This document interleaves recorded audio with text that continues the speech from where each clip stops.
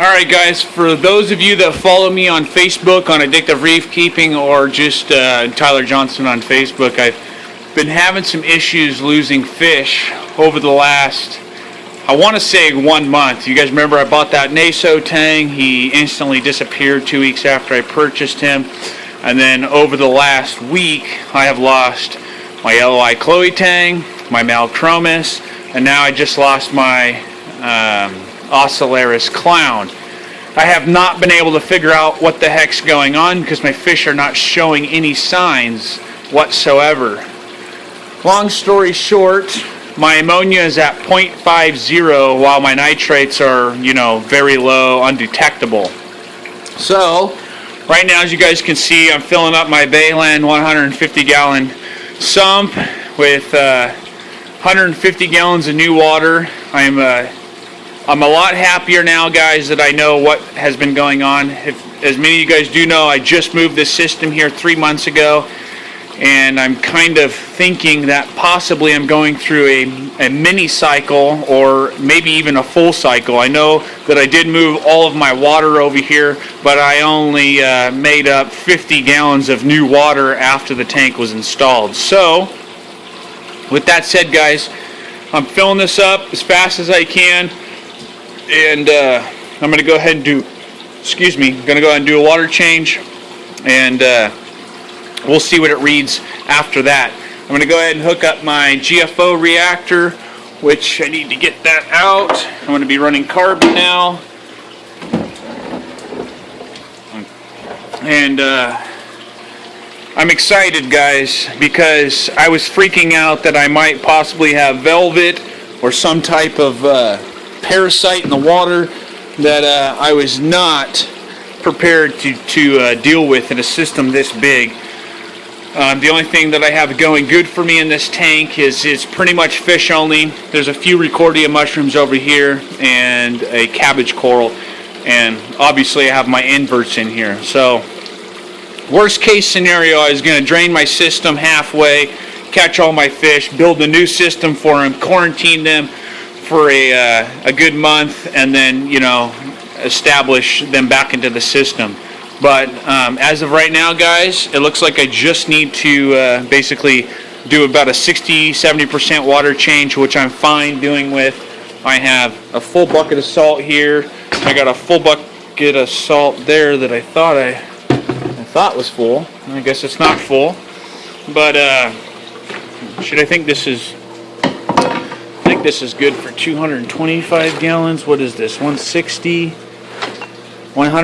gallons. So we'll definitely be pushing over the 50% amount. I'm gonna have to figure out. I guess I got probably a good 30 gallons of salt in this thing, so we're good. I'll keep you guys informed after the water change, and I'll let you guys know how it goes. Wish me luck. Well, guys, more bad news. I'll show you guys a picture of my fourth fish that I've lost in 10 days.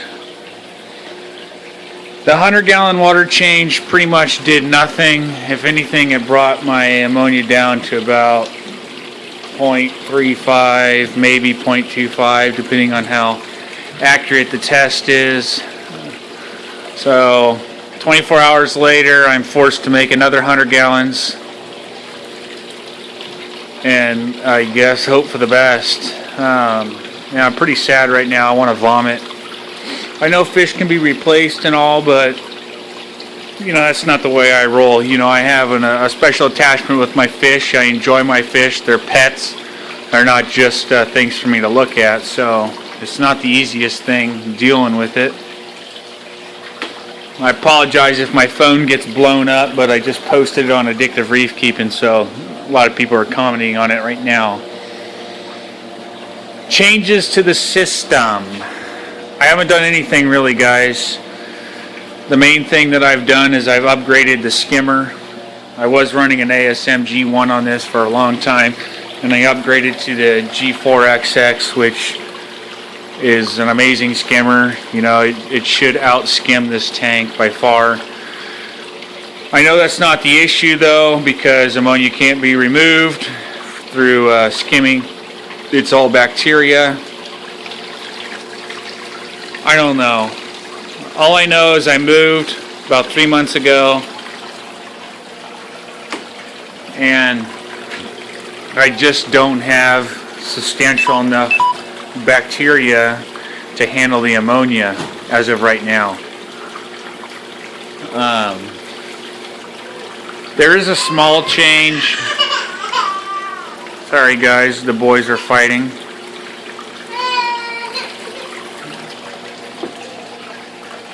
But the small change would probably be the removal of rock before the move. I've been carrying it out in a 55-gallon brute for the last 3 months, and now I'm debating if I need to add it back, but I don't want to shock my system either, even though it's been cleaning, but I'm not sure, so I'll keep you guys updated. The boys are having a little qualm right now. Hey! We don't talk like that. But I'm going to get back to making my salt, and I'll keep you guys updated. Alright guys, so remember I left you guys off with me changing out another 100 gallons on the system. Well, some new prevalences have happened during this time. I found the hippo tang like I showed you guys dead, and I found my other one. As you guys can see,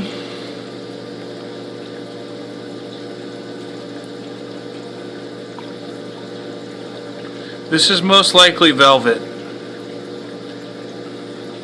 And the way you can tell that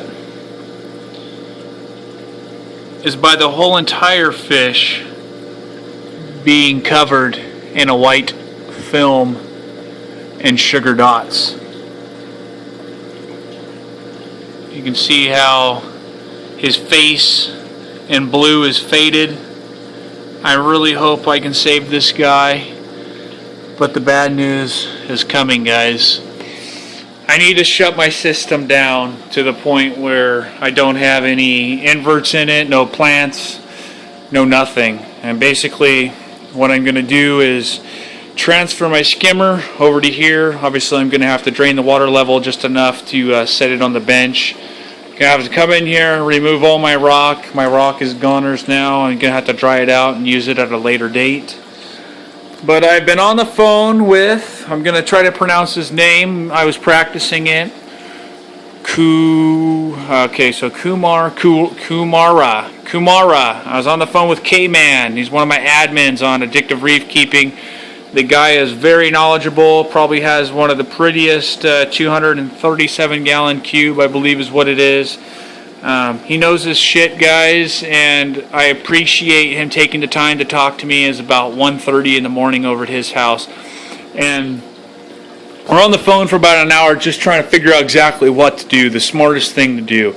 And we were kind of jumbling up, you know, emptying out the brand new water into a barrel and filling this up halfway and whatnot. Well, with velvet, guys, velvet is pretty much going to stay in my system regardless until I add copper. And once I add copper into the system, I'm not going to be able to add any coral, I'm not going to be able to add any inverts, any macro or anything like that. So this is pretty much the demise of my hot tub. This is the end of it for now. What I'm going to do is I'm going to be shutting this sump off, and I will be running solely on my reflow hammerhead through circulation, 2 J-bows, and then I'll put the skimmer in here, and we're going to treat this system with copper and prime. Prime's going to keep the ammonia down. It's going to control the level of stress in the tank. You know, not having the little bit of macro that I have, you know, might just give me a little bit of an issue with nutrient exporting, but for the most part,